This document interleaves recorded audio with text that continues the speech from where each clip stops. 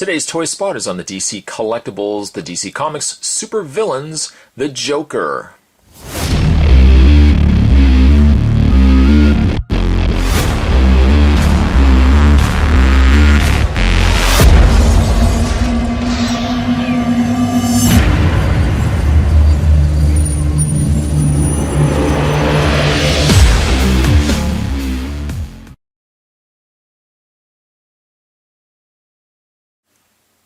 Taken from his reincarnation, to some extent, his reimagining, I suppose, from the New 52 comics.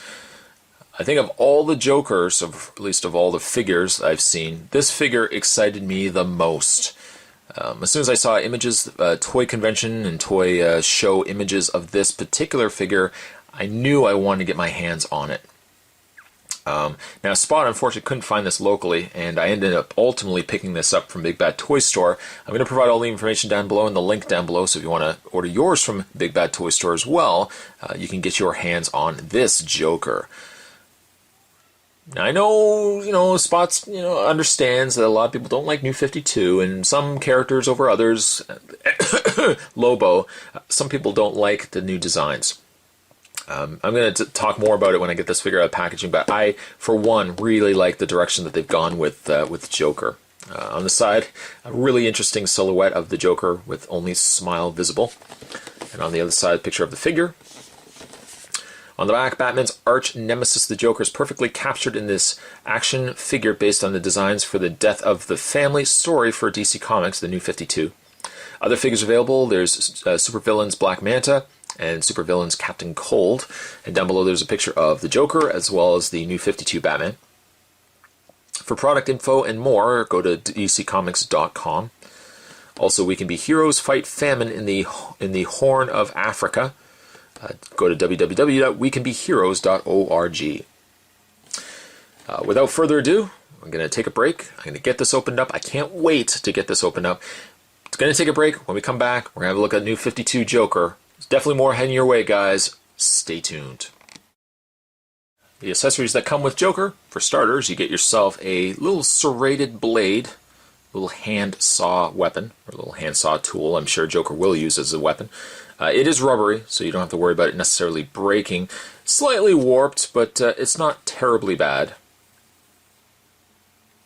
You also get yourself a small hammer. Get yourself a pair of pliers. And last but not least, you also get yourself a wrench. Paint's pretty good in all of them. They are what they are. They don't have, I suppose, a whole lot of detail, but at least the wrench, there's a couple layers of paint. It kind of looks like it's old and rusted probably slightly. I was surprised to find that all the accessories can be housed on Joker. It's entirely up to you which accessories you want where, but on the back, he's got two pockets, as he's wearing like a little tool belt. He's got two areas in the back that can hold the weapons. I keep saying weapons. I know what Joker's going to use them for, but tools. You can put the wrench in the back like so if you want. He's already got a pair of pliers. Actually, and all the other tools in his belt are not removable. They're just sculpted in, but a nice touch to say the least. So you could put like the wrench, for example, there if you wanted to. You can put like the pliers in with the other pair of pliers. And then flip around. He's got pockets in the front. So for example, I'm going to put again, you can put it any which way you want, but obviously some tools will fit in better areas than others. Like for example, just there, I realized that the hammer probably would be better suited on this side. You know what, even that side's a little harder. We'll just put the hammer in like so. And lastly, his hand saw, we can put right in the other pocket right there. Some, of course, will fit better than others. I mean, that's a pretty small pocket. I would imagine maybe you could even put the hammer on the other side, but Spot's not going to spend a lot of time fumbling around with it. You get the idea. On your figure, you can put them in any which way that you want. Though I would say, in some areas, see, like the hammer's tight here, you might not even want to put the hammer there. Maybe we'd try the pliers. The pliers you could put right there. I don't know if that makes any sense, but still. Moving these out of the way, because I just want to show the figure off more so. I wonder if the wrench... See, okay, the wrench fits there. We'll put the wrench there, and we'll put the saw there. There we go. That makes a little more sense. Put the hammer in the back. And pliers. There we go. So all is on the Joker. All is well. Spot is very happy. Speaking of very happy, gotta say I'm pretty happy with this figure. It's, I would say, you know what, let's just move these. I would say by original conception photos, early prototype photos, and you know the display pieces that they have at toy shows, when you're looking at the figure, he looks really good. When you start getting him to being produced, there is a little details that here and there that get lost. Let's have a look at the face. I kind of show you what I'm talking about here. The face is done well. I think it looked a little bit better in the original images that we saw of this Joker than what we ended up getting. But all things considered, I'm still really happy. You can see the stretched face, the wiring pulling back his devilish grin.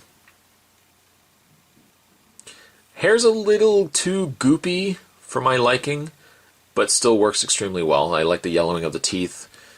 Even the eyes, the fact that you can see the flesh around the eyes, it's not just skin and then eye underneath. You can see like there's a little bit of flesh underneath there as well. Now for me, something I didn't mention initially in the packaging, but I was going to really talk about here. I'm a big Joker fan. I've always been a really big Batman fan right from day one. Joker's always been one of my favorite villains. He probably is my favorite villain. And Joker's been interpreted different ways throughout the course of his existence in comic books. And 52, for a lot of people, I think upset the core fans of the characters because they changed so drastically. Some of the characters didn't. I mean, some of the characters were just slight tweaks, but there were other characters that got drastic changes. Joker, I think, is a change. If perhaps he will eventually, and maybe he already has, but if he changes his face and somehow he gets his face put back on, that's one thing. But I think it's a shocking way to present the character that it was kind of a new breath of fresh air for Joker. At least my opinion of it.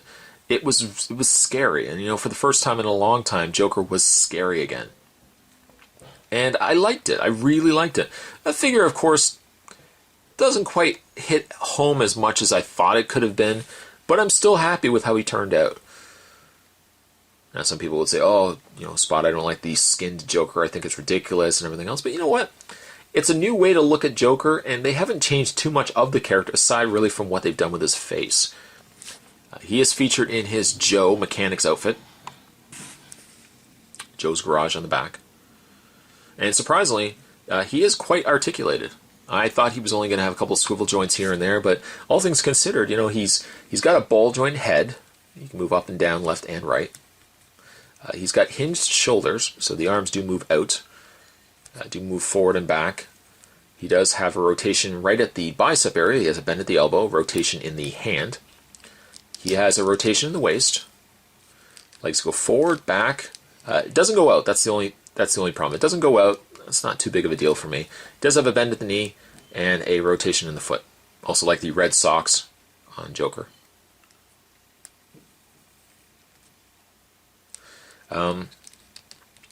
Now Joker is going to be re-released. He's being re-released similar to how the New 52 Superman, New 52 Wonder Woman, and New 52 Batman were packaged together with a change, a slight tweak to Wonder Woman. Joker's going to get reissued in an orange outfit, so if you didn't get a chance to get this particular outfit, you can still get Joker again. Now that pack hasn't come out yet. I think it's coming out near the end of the year. And when I review those, I want to get the set because Selena Kyle, Catwoman's going to be part of it. So we don't want to get the set for that. But I will do a review in comparison between the two so you guys can see the two Jokers hand in hand. And of course, speaking hand in hand, one spot actually grab Batman so you can see the difference between the two.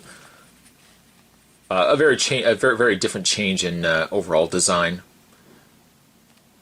This one kind of looks more like it leans itself towards a Mattel release, whereas this is definitely more heavily a DC Collectibles release. So I would say, you know, this Joker, you could probably put with the other, you know, Mattel DC Universe figures, though he is a little more detailed.